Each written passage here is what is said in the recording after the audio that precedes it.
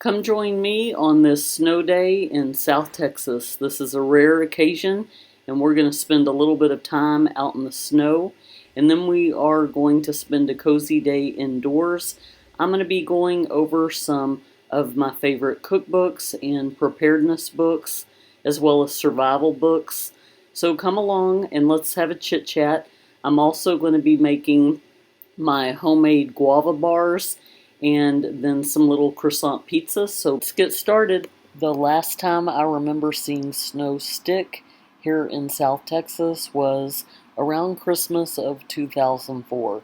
It may have snowed since then. I don't really remember it sticking like this. It continued to snow pretty heavily through the night. We ended up getting about 4 inches, and we are so thankful that we did not lose power and our pipes did not burst. Of course, we had to go take advantage of this occasion and play in the snow like little kids. Hazel is not a fan of the cold, so I had to cut a deal with her and tell her that if she would come out with me, I would not let her feet touch the snow.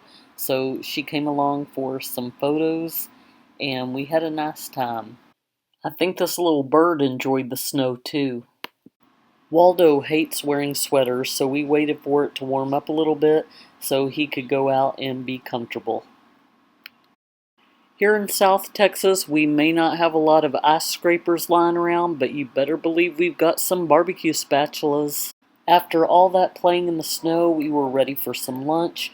I had these crescent rolls that someone gave me after a New Year's Eve party, and I needed to use them up. So I gathered all the ingredients to make little crescent roll individual pizzas on my, I don't know if you call this a pizza maker, that's what I call it, but it can also be used as an electric skillet. You can fry eggs. I just love these kitchen appliances that serve more than one purpose. Next, we're going to add a dollop of pasta sauce, followed by some Italian seasonings. A few seconds of video got edited out on accident. Next, I grated a little bit of mozzarella cheese to put on each little pizza. I prefer to grate a block of cheese versus using the stuff that's already grated because I found out that that has little wood chips in it, and I just like the way this tastes better. I didn't feel like messing with all the toppings, so I just put pepperoni on a few of them and the others were just cheese. These ended up being so delicious. I don't know about you, but when I'm cooped up inside all day, I have a nervous energy and I find it very therapeutic to bake. So I'm going to make these guava bars here. You're going to need a little casserole dish. You're going to need 4 eggs. I'm going to put the recipe in the description box below. So I know I'm kind of going fast here, but you're going to need some regular flour or cake flour, some milk, some baking powder.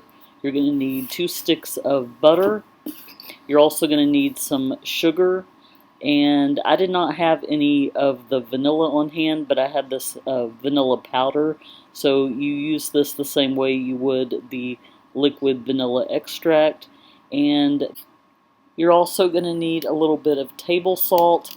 And then you can either use fresh guava, or I like to use this guava paste. It's just as convenient. This recipe is so easy.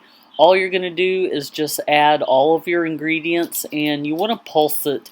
You don't really want to overmix it, but you want to make sure that you mix it enough where everything is incorporated. But if you overmix it, the batter is going to be too tough.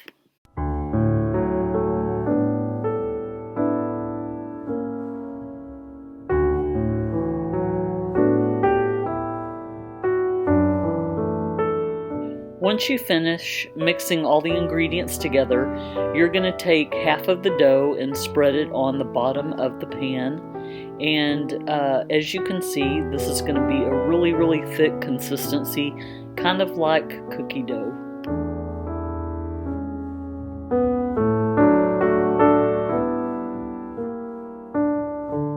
When I've made these guava bars in the past, I've used fresh guava, and I find this paste to be a lot easier to work with, and you can just cut them into slices.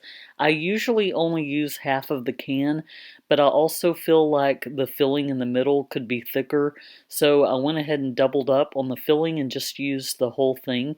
I got this recipe idea from a copycat Pollo Tropical guava bar. We used to have those in our area, but they closed down.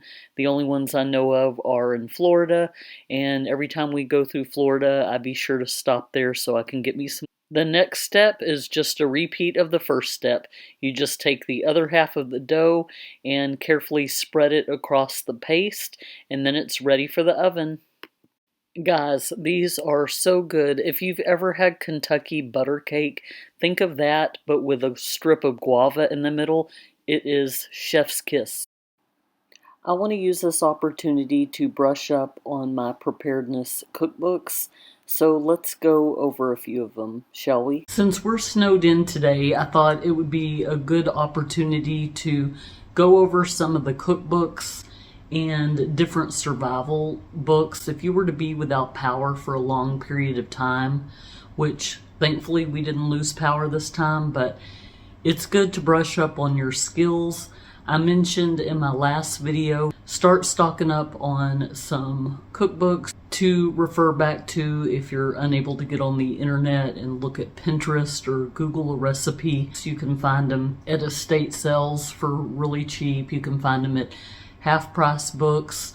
You can rent them from the library and make some copies of your favorite recipes. In fact, I'm going through all of my cookbooks right now. I've already dwindled it down from about 30 to about 15, and then I'm going to go through those cookbooks as well and just kind of skim through them. I'm going to snap a picture of the recipes that I want to write down, and then when I get a moment, I'm going to go through my blank cookbook and put those recipes in there. In keeping with the theme of the pantry challenge, I'm going to not go over cookbooks necessarily.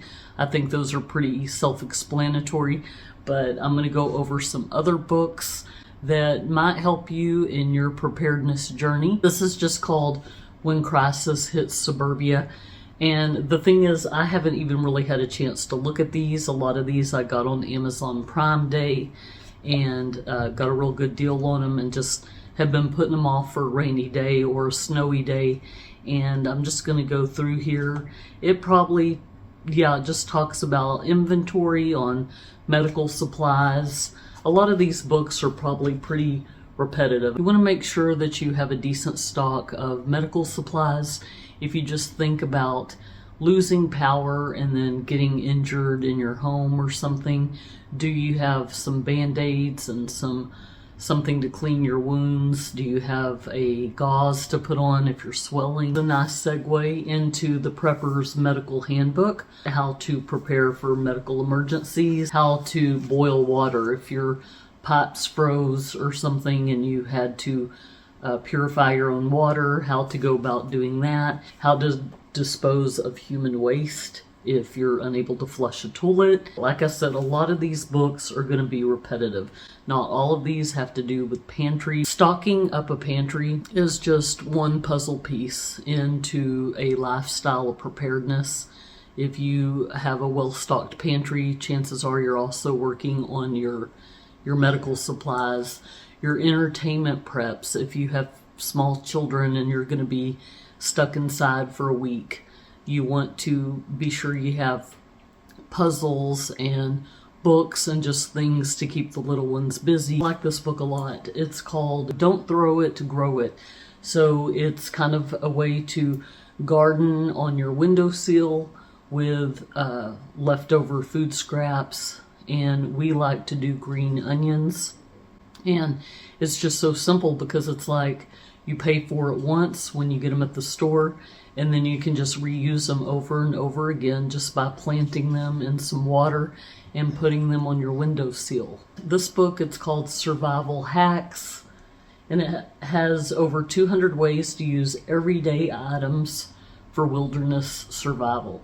We do a lot of camping and backpacking, so this is the kind of stuff that's important to me. And even if you're not an outdoorsy person, It's good to familiarize yourself with these skills while you're not in an emergency situation. So if something ever happened and you did need to forage for food or learn how to make a temporary shelter for yourself, you can learn how to do it by brushing up and reading these type of books. Boy Scouts, Girl Scouts, they're taught at a very young age how to make a fire, how to look for food, see which berries are poisonous, which ones you can eat right off the vine, how to purify water, how to identify edible plants and mushrooms, how to signal for help, practical navigation skills. Like I said, a lot of these are probably repetitive, and as I find the time to go through and read them, I'll be able to kind of narrow down and go, okay, this is a duplicate, and then I'll be able to give the book to someone else that might be able to benefit from it. How to survive off the grid, lots of tips for self-sufficient living, how to make fires. I've got a few like this as well, the natural healing, and this does tie into what you keep in your pantry. As you may know, a lot of the long-term foods are high in sodium, high in a ton of preservatives that are not good for you. It talks about different herbs, your cortisol level. It's just got a lot of good advice. This is kind of along the same line. The cure is in the cupboard, kind of like the cure being in the pantry, depending on what foods you stock. And probably talks about different spices. I know that there's certain things that are good for certain ailments. Manuka honey is something that we're using a lot of during cold and flu season. Substituting ingredients. I talked about this in my last video. If you are living off of your pantry and you're trying to follow a recipe and it calls for something and you're out of a certain ingredient, such as, let's just say, oil, you can substitute mashed avocado if you have an avocado laying around, or banana or applesauce. The Prepared Family Guide to Uncommon Diseases by Enola Gay. I'm a big fan of natural remedies. The Lost Book of Herbal Remedies, The Healing Power of Plant Medicine. Home remedies. You want to have something like this in your preps. Over 1,000 practical healing tips anyone can use at home. It's got questions like, is there a food that might help improve my memory? Are there any herbal remedies to relieve back and neck pain? And then we have a couple more that have to do with food. If you were to lose power and you needed to cook outside, you've got things like campfire cooking recipes. And you can do a lot of things in there. You can grill sandwiches. It's got a lot of recipes in there. I look forward to making them. Everything we've made in our pie iron so far has been really, really good. Camping with a Dutch oven. Did you know you can do just about anything in a Dutch oven? Not just stews. You can bake bread. You can make dessert. You can make brownies, all in a Dutch oven. And there's an art to it. So there's certain things you can cook over an open fire. Other things you need to let the fire die down. You need to have coals on the bottom. You have to have a certain number of coals on the top. Here is another book by Enola Gay. This is the Prepared Family Cookbook. So it's got different recipes and how to dehydrate with the sun or using your oven if you don't have a dehydrator. Not everybody has a dehydrator. They're a little more affordable than a freeze dryer. We've got a freeze dryer and a dehydrator, and we use them for different things. For example, with a dehydrator, we like to make beef jerky. We like to make fruit leather. It just kind of shows you how to assemble food in a jar, putting all the layer ingredients in there. You can use like store-bought pasta and seasonings. You can dehydrate some vegetables to throw in depending on what the recipe is. Here is another dehydrator cookbook. This one is more for backpacking adventures. This is a camp cookbook, and it's put out by the National Museum of Forest Service. And it's got not only a bunch of really cool, simple recipes, because back in the day they just had the basic ingredients. Champagne stuffed mushrooms. That sounds good. I might have to try this soon. It has pictures throughout of all the cookouts they've had over the years. See? I know I went through this kind of quickly, and I've just been really busy trying to utilize this time that we've been snowed in. I'm going to go through and work on organizing the pantry a little bit more. organizing our freezers and refrigerator a little bit more, and just kind of decluttering around the house. But I thought today I would just go over some of these different books that are good for preparedness. I hope that you got something out of it. If you've got any suggestions on books that you think are good to have in your preps, please drop them below. If I haven't mentioned them, I am open to hearing all the suggestions. I love reading the comments in the comment section. Y'all are full of great words of wisdom. But I hope that everybody is staying warm, and I look forward to seeing you on the next video. Y'all take care. Bye, everyone.